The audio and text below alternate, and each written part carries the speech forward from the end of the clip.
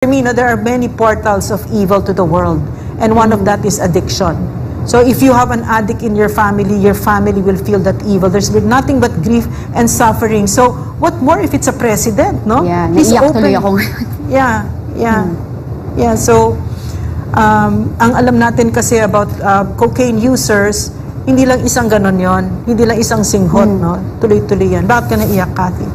Siyempre naalala ko yung yung nangyari sa kapatid ko. Yeah, yes. And like, until now, Yeah. sa family niya, Yeah. nakakalungkot lang. Yeah. And you know, I can see rin kasi na, in a way, parang yung presidente natin, parang victim din ng trauma. Yeah, yes. So, nakakalungkot lang. Alam mo yung niya, na like, gagamit siya ng tao. Yeah. Sana nga, sabi ko nga, Lord, sana nga, hindi ko gagawin, di ba? Yeah. Pero parang, syempre inisip ko rin yung mga anak niya. Yeah. May anak din ako. Yeah. Pero parang, sana isave niya yung sarili niya, tsaka yung pangalan nila. Parang kung pwede, okay, I'm done. Hindi ko na to kaya. But there's I'm nobody, letting it go. The way they do it, wala silang pakialam sa mga anak nila. Ultimo sarili ng anak, pinababayaan lang magdroga di ba? So, Really? what else do you do? Di ba? Yeah. Really? So, I mean, even the Marcoses, their kids? You can, really? pa-hair follicle test rin po. Really? Opo. So, can I get you back to that night where you said the First Lady offered you cocaine, no? Was it Senator siya noon, no? Yeah, he was senator at that time, no? So, what did it seem like? Like it was normal for her to do that? Like Yeah. it was It was normal for her. Kasi, una, territory niya yun eh. Tapos, Yeah. I'm with their closest friend. Yeah. And they don't just invite or accept people in their home, right? So, Pag well, kumbaga lifestyle talaga ito. exactly. Lifestyle. Lahat. Lifestyle yun. They trust them. And like, I will never feel sorry saying this. Because like, this is, again, it's not about me. It's about the countrymen. So in other words, Kathy, if it wasn't a President Bongbong Marcos that's there, you don't find the need to talk about this, right? Yes. But except that it is the Bongbong Marcos is a president, and the First Lady is acting like the president, no? Making policy, affecting policy, etc., di ba? Yeah. And being very abusive and arrogant with their power, Yes. di ba? Yes. So this is what we're seeing right now. So That is yeah, go ahead. 2012, right? 2012. 2012, if I'm not mistaken kasi in between 2012 2013. Okay. Ganun Because in 2012, there was this PDEA investigation, Yeah. right? Yeah. And would you say that the person who is a subject of that PDEA investigation, siguro I think alam mo rin to, belong in the circle? Sino ba yun? Sorry hindi ako nag-watch talaga. I think, yung may-ari ng ng Condos Daza or something. Yung kay Maricel. Yeah, Bong Daza ba? Oh, he died na. Yeah, he died. Well, it's public. They know it. Yeah, they know he They know. he died. Yeah. But He's a for works, it user. collaborates the fact that that is the same circle and that they do it on this area sa mga bahay. So, may credibility yung PDEA na investigation na hindi siya gawa-gawa na manufactured lang na AI lang siya as sinasabi nga ng PDEA. Okay, a question ha. Do you find it shocking that when that PDEA leaks came out, no, there was a Senate hearing and everything. Do you find it shocking that people covered up for the president? Oh yeah. It's the money.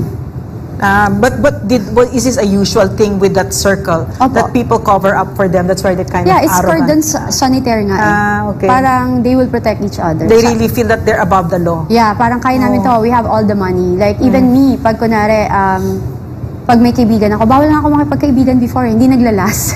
Oh. Kasi inaaway or gagawa ng issue, nabe-brainwash ka eh. Kasi, parang, wag yan, gagamitin ka lang yan. Wag mo samahan yan. Then I realized, nung naghiwalay kami, oh my God, wala akong friends. Kasi parang ang friends ko, friends niya. Then I asked talaga, I'm calling everybody, please help me to talk to him. Parang wag naman niya akong ganyan.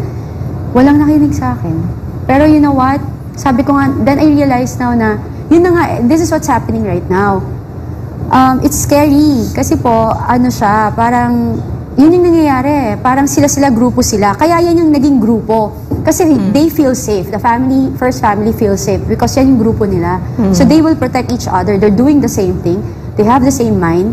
it's like parang criminal minds nga to, narcissist criminal minds eh, di Yeah, ba? but ang nakikita ko, no, you're correct eh. You're correct talaga. Kasi what I'm seeing right now is sinauna, yung noon pa, yung politics na lumang-luma na, na Yes. napag-iwanan na ng Pilipino, na strong arm, na isa-silence ang press. But like they don't understand that it's the age of information and na, at this age, no, and that it's not only, etc., no, that sort of thing. So parang for me, apart from the arrogance, no, is the ignorance. Parang they're so, medyo mahina ang utak. Well, they think kasi they're above the law. And again, sabi ko nga sa'yo nung I was in that situation, in that relationship, palagi akong sinasabihan, hindi mo sila kailangan. Pag namatay ako, okay ka na, set ka na. Wala kang kailangan, you just need yourself. You know? Bakit ka nag-antay ng 2 years bago mong sabihin ito? Parang, if you are, let's say na you want to speak for the country, bakit ka nag-antay ng 2 years at hindi as early as possible so that the people would have been apprised na yung president pala natin ay gumagamit ng cocaine? Well, again, hindi nga ako nanonood ho ng mga panahon na yun ng politics. Hindi ko nakikita. So I just came back from US last November. Tapos then, I was looking. Tapos nasashock ako. Siyempre, I have a good friend na may mga kaibigan akong taga Davao. Tapos nakikita ako. Tapos parang sa ano nangyayari? Ganyan, no? So parang, then I started watching. And I'm really like, I speak my mind eh. If you see my Facebook, I don't filter. Yeah. Like, even like, I don't delete. Even you can see my post about Tony Bay. I was protecting him. I was defending him. How I adore him. How much I love him. Lahat nandun. You know, wala akong tinatago dun. So, what were the things that shocked you? like, I never expect. Parang yun nga, yung parang yung recollection ng ano to, parang ano ba to, para tong, ano yung, what do you call that? Yung naging dictatorship. Parang they're testing the waters. Parang okay, try muna natin sa Mindanao. Pitikin natin ang Duterte kasi takot ang tao sa Duterte. They thought they're powerful and matapang, right? So sinusubukan nila dun eh. When you try to think, this is me, I'm a very analytical woman. So when you try to think about it, they're testing the waters. If we can do it there and nobody will fight us, we can do it everywhere. Yes. You know, that's how I see it. Correct. So they test it there. So ganon. Just imagine, former president, VP now, then religious leader. Yeah. Di ba saan ka pupunta? Di ba? Parang when you try to think about it, wow, this is really like they're trying to test the waters. If they can do it there, we can do it anywhere. You So know? question. I asked this also to the Senator Amy, no? Why did he run if wala pala siyang planong magsilbi sa bayan, no? And then she said, because they grew up feeling entitled, no? They felt that he was taught, pinound sa utak niya, that there ought to be again another President Ferdinand Marcos. So okay naman yun kung ipinound din sana sa utak niya na magsilbi siya, di ba? So my question to you is, no, this group that includes the president and the first lady, is it somewhere again in their horizon to serve the Filipino people? And on top of that, the follow-up question, maybe you can put it together. What was so shocking to me is the gross incompetence. Unbelievable. Like for instance, no, the recent bagyo, di ba?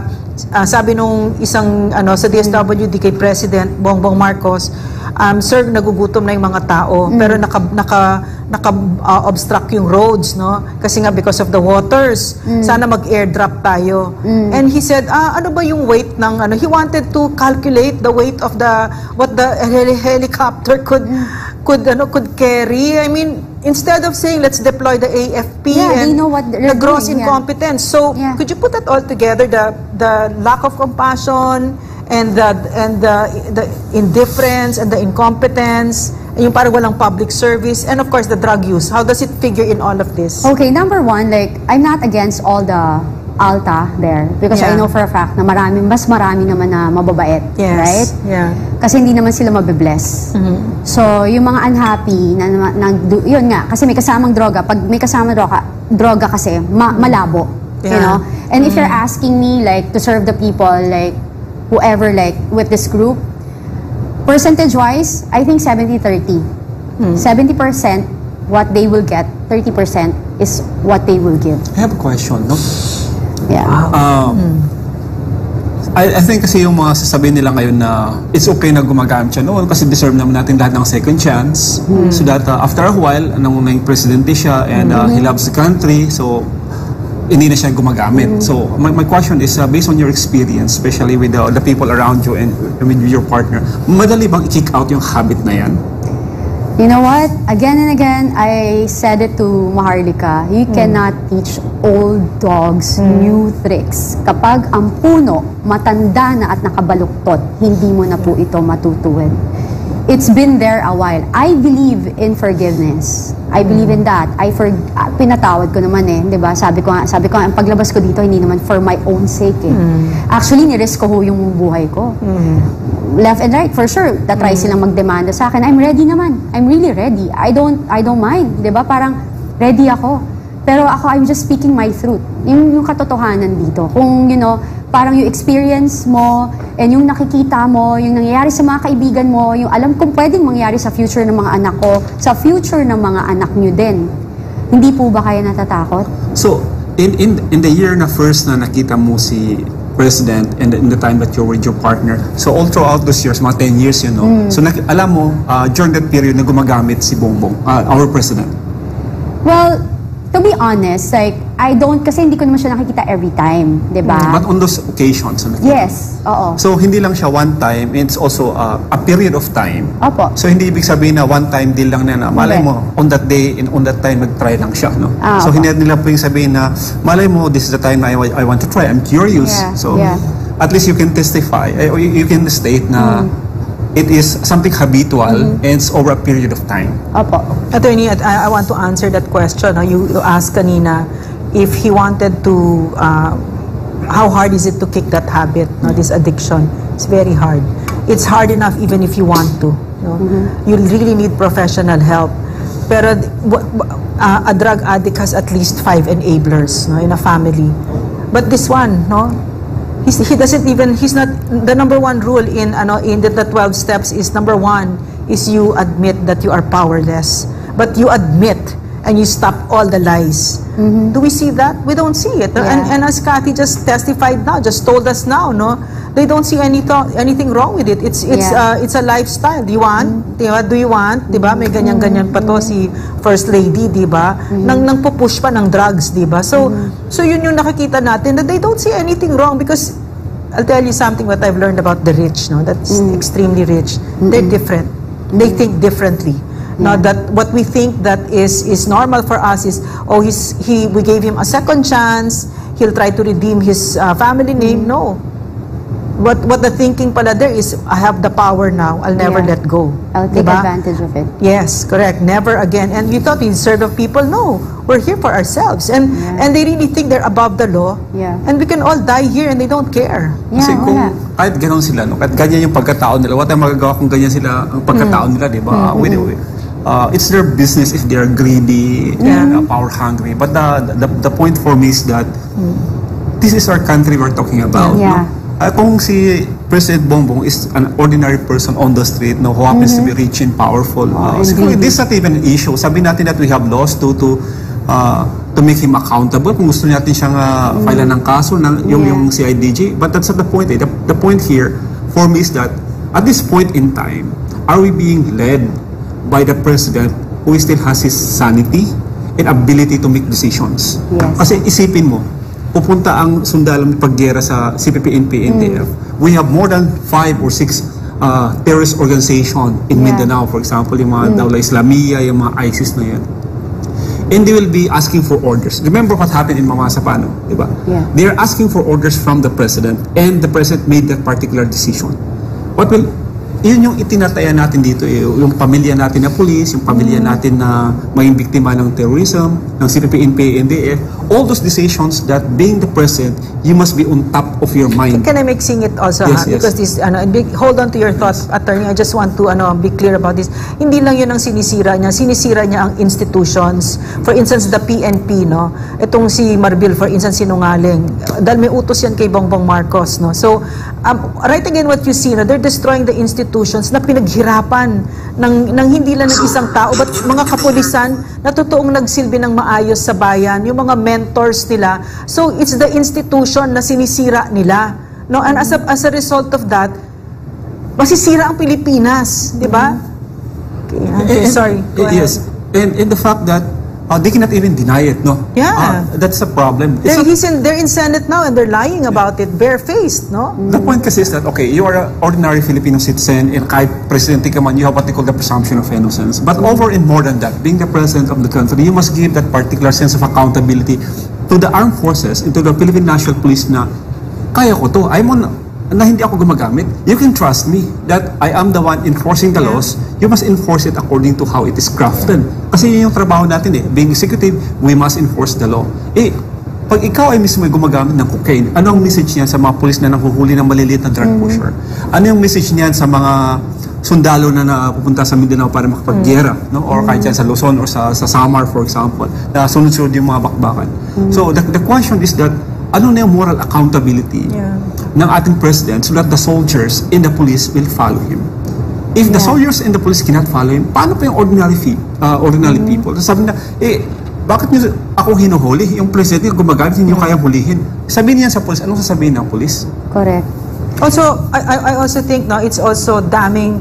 The other question that's also relevant in my mind right now, because it's clear now that this president will not let go of power. No? They're very power hungry. No? So, what does it say when for instance, our men and women in uniform follow illegal and immoral orders? Who then is going to protect the Filipino people from their abuses and their excesses? May mga baril yan, no? Yeah. Oo nga. So the next question is that, who will protect the Filipino people? That is your mandate in the Constitution sa Armed Forces of the Philippines if you cannot even demand accountability from the President. Yeah. Yes. And you are protecting the President. Who will protect the Filipino people? Who will protect the laws of the land? So yung tanong natin sa kanila. But at least we are saying this because on the perception na ang sinasabi ni Ms. Kate ay totoo, no? Kasi yung sasabi naman nila, no, gawa-gawa lang yan because that probably is the story of a sheltered lover or a scorned woman. And True. but basically that's why we asked at the very outset of the program na baka naman ginagawa mo to kasi ikaw ay nabully nga, di ba? So, But are you and Tony Boy okay? No, we're not. Oh, I see. We're not. I tried to, I messaged him, once in a while, talagang, kasi may common friends kami na nakakasama niya, tapos parang, sinasabihan pa rin ako, uy, may sakit si Manong, uy, na-hospital si Manong. Oh. So, you still have, meron ka pa rin love eh. Yes. 10 years yun, you cannot question me with that 10 years, diba? Yeah. Parang, kaya nga sabi ko, you don't know, whoever is judging me out there, you don't know what happened inside that relationship. I'm the only one who knows. And if there's one person who knows anything about him, it's me. My question, okay.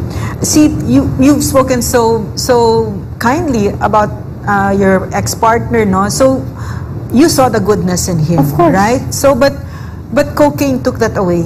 That Every goodness. time, What is it? Yeah, every time he does that, nangyayari yun. Kaya nga, it's sad kasi you know that I believe naman lahat naman tayo may kabaitan. Pero kapag araw-araw mong ginagamit kasi, di ba? Yeah. Parang imagine that kung araw-araw mong ginagamit tapos naging way of life naman ng iba sa kanila. Yeah. Na araw-araw, tapos parang yun yung nagpapalakas ng loob nila. Makikita mo talaga yung decision making, ha? Yeah. Ang tapang. Yeah. Pag magsalita, kahit sabi mong mayaman or class, walang class na. Yeah. Kapag naglakad, umasta, kung mag-utos, yun nga yung sabi ko nga, di ba, parang ang nakakalungkot kasi parang, di ba, parang, yun nga sabi mo, parang they feel entitled. So the way they treat the leadership, the way they lead the country is like, if AFP, I'm the boss. Yeah. PNP, I'm the boss. Yeah. Parang, nakaka-demoralize sa ating, sa mga How did armed they forces treat of the Philippines how did they and treat police. the people around them? Ganun. The helpers, like that? Like that? Well, Really? I experienced I've seen some na talagang bad. Like, meron talaga yung binabato, Yeah. tinututukan ng baril, sinasampal ng baril, pinapatakbo sa dagat. Yeah. Para baril-barilin. Kasi, those are the things. Tapos, mura. Yeah. Alam mo ba, hindi ako marunong magmura before. Yeah. Natuto ako magmura. Kasi, tas tinawanan pa ako, bigla akong napamura. Because there was a PSG, a member of the PSG who committed suicide after siya sigaw-sigawan at bastusin ni Lisa Marcos. We read that somewhere and I was told that it really happened, no? My question there is, does that surprise you? No. Eh, nag-suicide ba talaga? Nag-suicide po ba talaga? Kasi PSG yun eh. Yeah. Protector yun eh. Hindi po ba? Ganito siya, ma'am, no? What is clear to me is simple, no?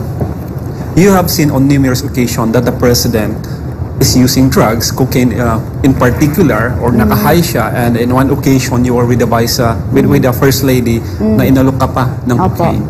And that happened over a number of years. And that you are saying the manifestation of the president is still using right now. So ano yung pwede natin sabihin ngayon sa ating mga institutions like Congress, who should be filing cases of impeachment because that's betrayal of public trust, that's violation of their constitutional duties. What's your message to the Armed Forces of the Philippines for the protector of the people, to the Philippine National Police who should serve and protect the people, and to the Senate? No? Because you are here. If you are willing to stand and be interviewed by us in this instance, it seems that you're also willing to stand before Congress, no? To be questioned. Yes. Yes. And I think that what you have is sufficient enough to trigger an impeachment proceeding, if there will be, against the president, because nobody in the right mind in any country that should be led by a person who is using drugs. Exactly. You know, ako, sabi ko nga sa'yo, naniniwala naman ako na hindi naman lahat ng nakaupo sa serbisyo is, masama. Yeah. Or kaya ng Yes. diktahan. Yes. Sa akin, yung tanong ko yun din po yung tanong ko, anong ginagawa niyo po? Diba? Bakit po wala kayong ginagawa actually? The second, Why do you think? Why do you think wala silang ginagawa? Budget? Money. Yeah, because I was there, Tony Boy was a president, I became a chief of staff there. Diba? Ay kinuwento ko naman yan. And it's a money. In Congress. In Congress, So you're familiar with what goes on in Congress. The way they do things, right? So, parang, parang sa mga natin, congressman, parang, ano po ba mas importante? Pera o bayan?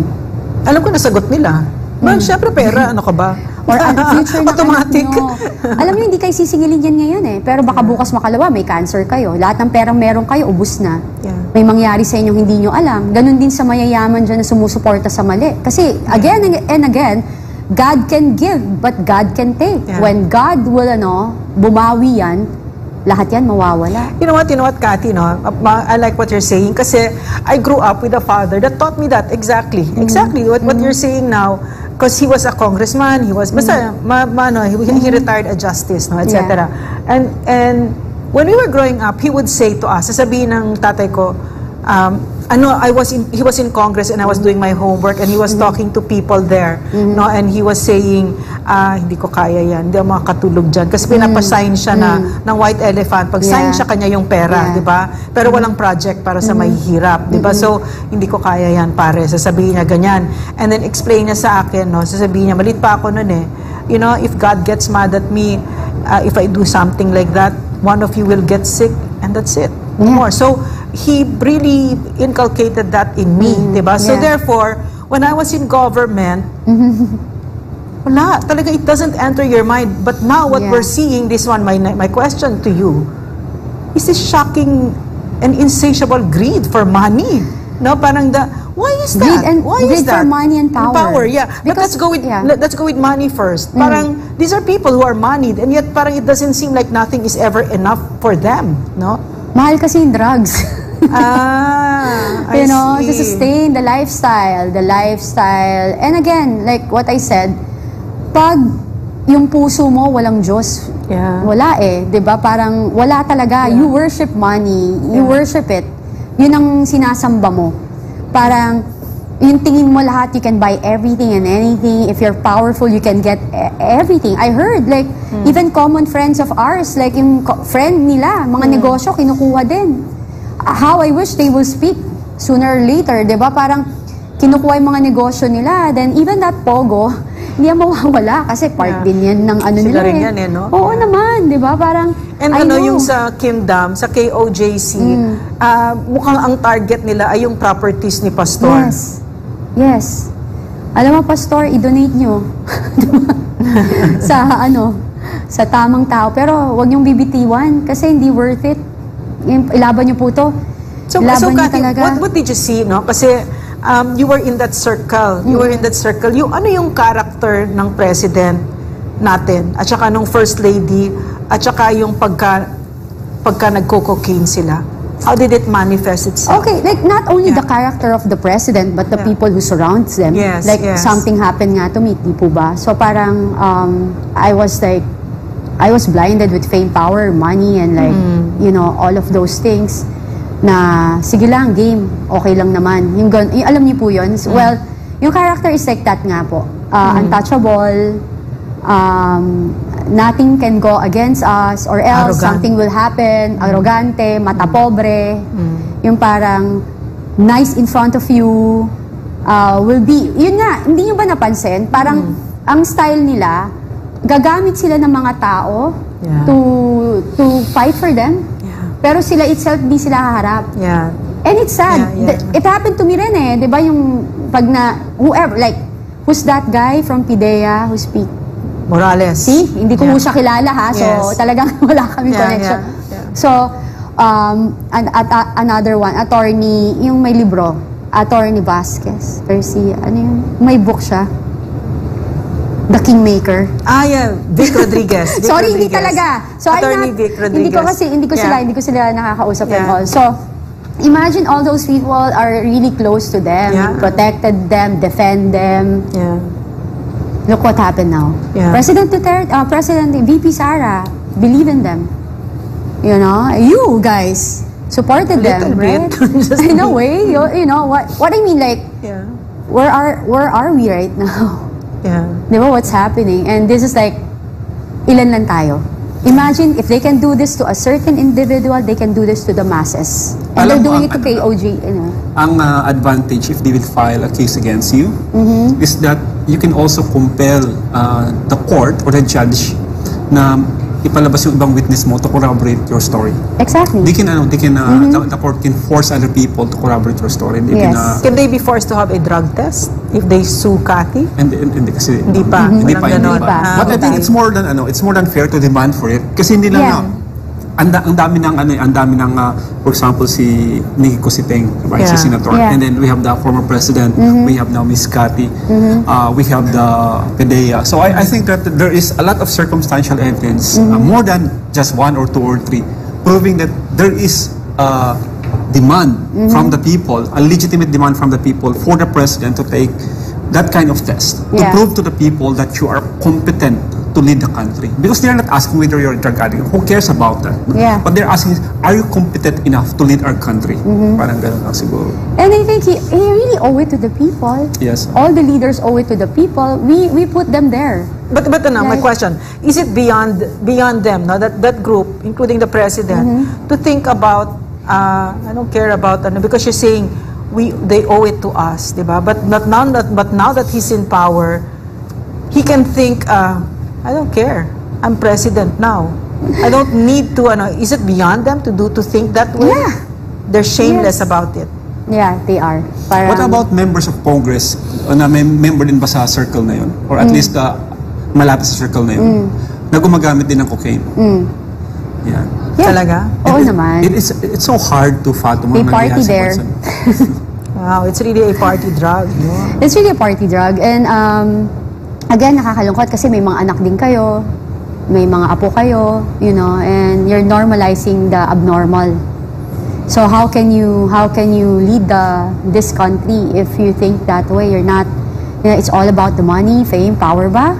So sige, let's see when God will parang singilin kayo. Bukas makalawa, hindi natin alam ano mangyayari sa inyo. Pero siguro, yung mas, na kahit paano naman, I can isipin na wala naman sa Senate kang kilala at nakita. Member of the Senate. Hopefully, wala ka naman nakita. Now? I mean, at least mga members ng Senate. Ay, wala po. In fairness, Ay, salamat. Hello po sa mga senator. Wala po ako nakitang nagda-drugs sa senators. Ayan, ang baba naman talaga ng standard na natin, Uy, hindi wala ka drug akong addict. nagda-drugs sa senator. Alam mo, ano yun? it's so different when, you know, senators are so different from, I'm not naman every congressman, pero yung thinking talaga may integrity eh. Most of them, like, okay, fine, nadadaan sa joke and everything, pero when you talk to them, they have the integrity. They have the country in their sides. Yeah, no? like, Kahit paano, yung iilan siguro, merong sariling may sariling interest, pero, you know, they can unite. Yeah. They can, and like, I think they can see through your and I think lang ha, this is me. This is whenever, kasi I watch Senate more than Congress. Yeah. To be honest, kasi I find them more intellectual when they talk. Yeah. Ano mo yung gano'n? Kasi I like people who speak intellectually and with minsan makikita mo sa puso nila na talagang may concern. Alam mo yun? At least now we have an institution to demand. Kasi at least naman, kung compromise ang Congress natin, at least we have the Senate to say na, wala ba kayong gagawin dyan? Opo. Pwede kayo magpatawag ng Senate investigation in aid of legislation. How can we protect our people from the use of illegal drugs? We have here a witness willing and able to testify sa mga nangyayari. At least we can demand that from Senate. Oh yeah. I heard, baka patawag ako. Yeah, that's great. How do you feel welcome. about that? I'm That's good. great. Yeah. That's great. You know, if you're telling the truth, nothing to be scared. Walang script. Diba? They will do anything. They will degrade me. They will question my integrity, my character, and everything.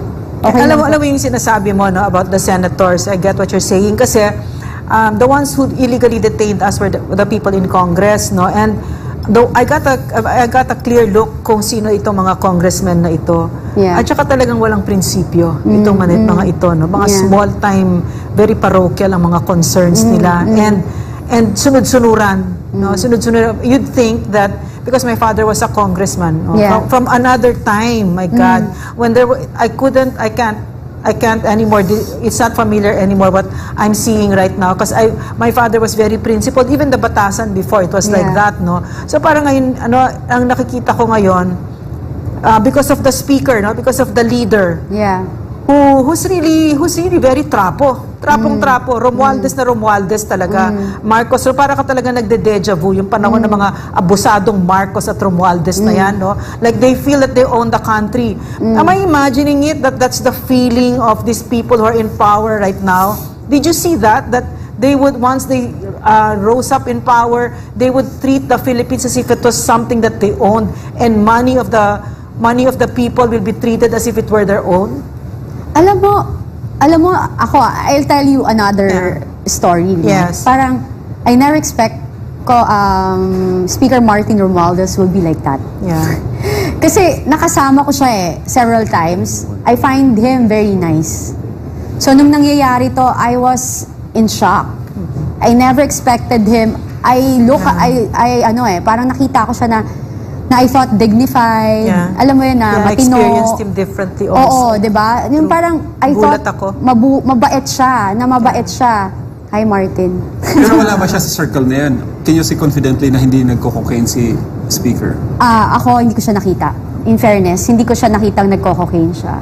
So, alam mo Buti yun, na lang. hindi ko siya nakikitang nagko-cocaine siya. Yun naman. And yun nga, I find, nakilala ko siya, mabait siya. So, I don't know, maybe power talaga, hunger for power. I think the people in that mabait if they need something from you. Yeah. But if you're of no use to them, they'll just throw you away, no? That's what happened to everybody. Yeah. That's what happened to everybody. When I was in the States, somebody called me kasama sa grupo namin. Then when our President Marcos was seated as a president, so like I heard that family of Duterte was calling one of them, the group, you know. Then I heard sinabihan daw na wag niyo sagutin yan. Wag niyo na sagutin. So from the get-go, plano na talaga nilang wag maging part talaga ang Duterte with this Kasi na-shock ako. Tapos sabi na, Cathy, have you heard about it? Sabi ko, alam mo dear, I'm in the States. Wala ako dyan. And I don't wanna be part of it. Ganun pa ako noon. Kasi I never, hindi ko nakikita yung weight eh. Tapos when you're here talaga, when you're here talaga, then when you're seeing it, then you experience, I prayed for this eh. Super prayer ko talaga. And for some reason, it's just happened. Parang I really need to do it. Parang, I need to Kathy, share. I have another question, ha. There's a footage that went viral, no, of the president during a the Kagitingan parade where there was this white powdery substance in his nose, no. And I'd like you to take a look at it. Have you seen this, no? Na biglang may lumapit sa kanya. There's that white substance on his nose, Yeah. no. And what's shocking is just if that were cocaine, no. He did it during the araw ng Kagitingan. Walang Yeah. boundaries. Walang Yeah. boundaries na, no? There you see it. Yeah. And then somebody gives him ng panyo, Yeah. para tupo na. So, in other words, people are covering up for him. Yeah. This is what I've seen with this man.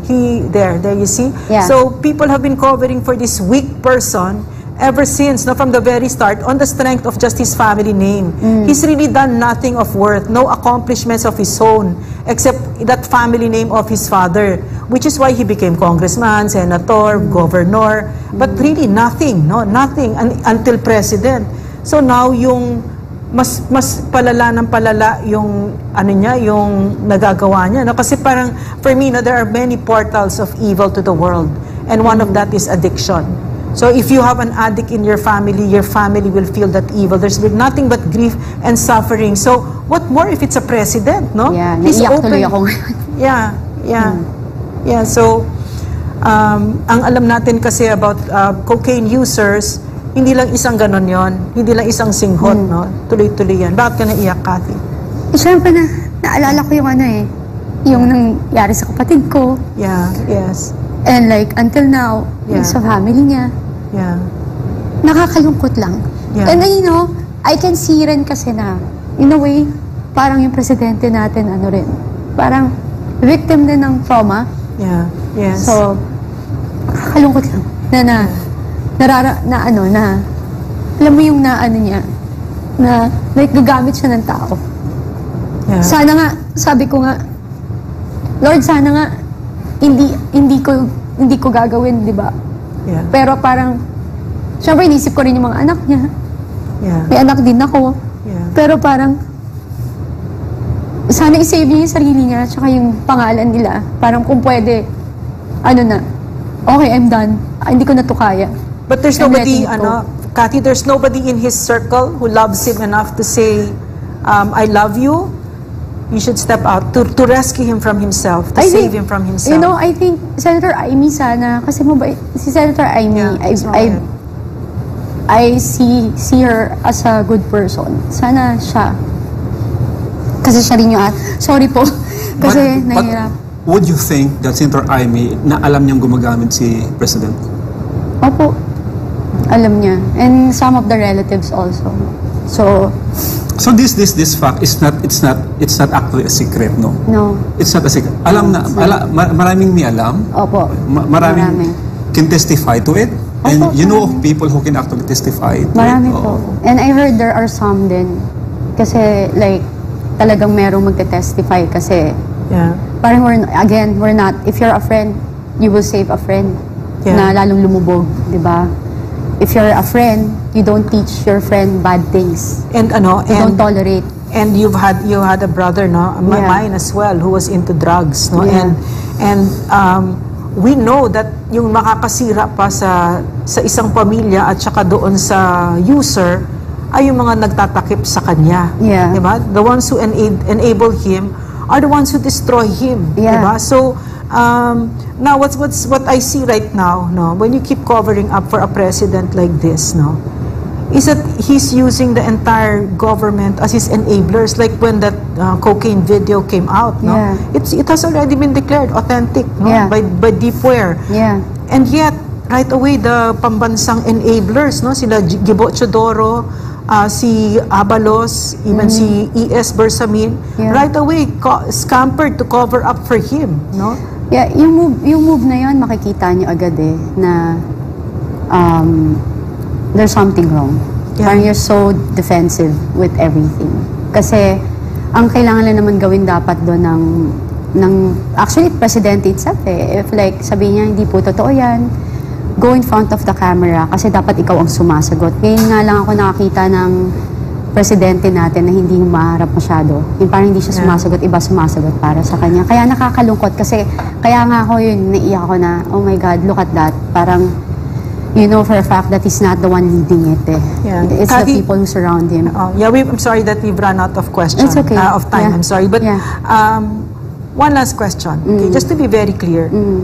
You could not be part of this. I mean, you can have a very comfortable life. You can go to the US, just stay there, be quiet, enjoy your children, diba, etc. Your apos, whatever, no, if it gets there na. But then why are you doing this? No, why are you doing this? It's for my country, for my kids, my future apos, and the apos of my kids, and like for my friends, and also like I just want, gusto ko itayo kasi yung yung pangalan ng Armed Forces of the Philippines and Kapulisan. Kasi I believe in you. Please po, nagmamakaawa po ako. Ako, ordinaryong citizen ako na nandito nagsasalita. Nilatag ko, hinihinarap ko ito lahat ng ako lang. Nirisk ko po yung buhay ko. And I'm nobody. Like, you know, I'm just a simple daughter of God. And I wish na itayo nyo rin po yung mga pangalan nyo. Pagtanggol nyo po yung Pilipinas at mamamayang Pilipino, huwag kayong papadikta sa maling gawain po. Yun lang po. Thank you, Kathy. Maybe your last message to the Filipino people. Mahalin po natin sarili nating bansa at saka wag po tayo magpapatakot or magpapadictate sa mga maling liderato. And always remember, ang social media at saka kung ano yung nakikita nyo sa social media at saka sa Google or whatever, lahat yan hindi totoo. Madalas, tinatakot lang po tayo. Huwag kayo masyadong magpapaniwala. Maniwala tayo. Number one, isa lang po dapat katakutan natin ng Panginoon. At saka kapag kakampi natin siya, wala akong imposible. Attorney? Yes, this reminds me, this situation reminds me of the policemen who were convicted of killing Kian De Los Santos, one of the victims of the drug war that was nung sinasabi niya na, kasi 17 years old siya, sabi niya sa mga police na sa kanya is tama na po kasi may exam ako magpas. And from this kind of sacrifices na nakita natin, and then we are into this situation where we see that our country is being led by cocaine users. It's very unacceptable for me as a simple Filipino citizen. Siguro kahit sabihin natin na I don't know, wala siyang redeeming quality. I'm looking for a word to say na at least there's a redeeming quality in this situation. But in behalf of the Filipino people, and sa Philippine National Police, sa Armed Forces of the Philippines, in the whole institution, our constitution, I do not see any redeeming quality to say to it na okay lang, let it go. Okay naman ang Pilipinas. The Philippines is not even okay. No, we are not even in a situation where we can say it's okay kasi okay naman ang Pilipinas. So I'm hoping that the institution will respond in a manner to show the respect and dignity that's befitting to the Filipino people, to the Congress, to Senate, no, to the members of the Executive Department, even the Armed Forces. No, is this what we deserve as a country? Do we deserve? No, mahirap siyang It's I don't know how to put it into words, but I'm quite very angry. No, now. In this kind of situation. But simply lang message natin is that is this situation something that we can tolerate? And that's the question for each and every Filipino. Thank you, Attorney. Mga kababayan, nababalot sa kadiliman ng ating bansa, kung kaya't nagpapasalamat tayo kay Kathy, no, na isang napakaliwanag na katotohanan ang binigay niya sa atin. And she has put her life on the line. And before she came in, we also had a small meeting. Do we want to do this? Because for sure, SMNI will be in trouble, no, because of this. But we're so used to it, no. Nagsalita si Kathy, nagsasalita kami, at I'm so proud of you, Kathy.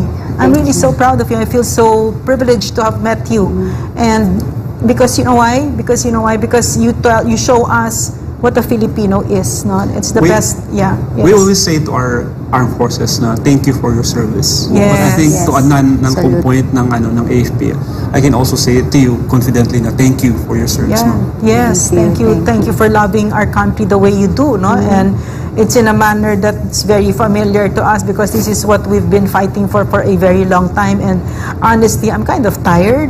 I'm kind of tired, but But not really when something like this happens kasi Yeah. dumadami tayo. No? Katulad ng sabi ni Cathy, mas marami tayo dito at nanganganib ang ating bansa. Nanganganib ang ating bansa. Papayag kayo ng president ninyo ay cocaine user. No? Ang gusto natin, no, kasi bilang nanay, ang pinakagusto ko para sa mga anak ko, the best. The best talaga. So, for their lives to be affected by someone who is in the grips of a substance abuse disorder that I think is not only a physical problem but a spiritual problem, then he is going to be the portal to so much grief and sufferings to our country, and we are seeing it already. So dito tayo magtutulungan. So maraming salamat, Cathy, na you stepped up to the plate, no? And like you said, that yung sinasabi mo, walang takot. Alam namin yun, wala talaga natatakot dito. Siguro we were called to do this, no? Yeah. And thank you so much, mga kababayan, dahil alam namin kasama namin kayo. So that's it.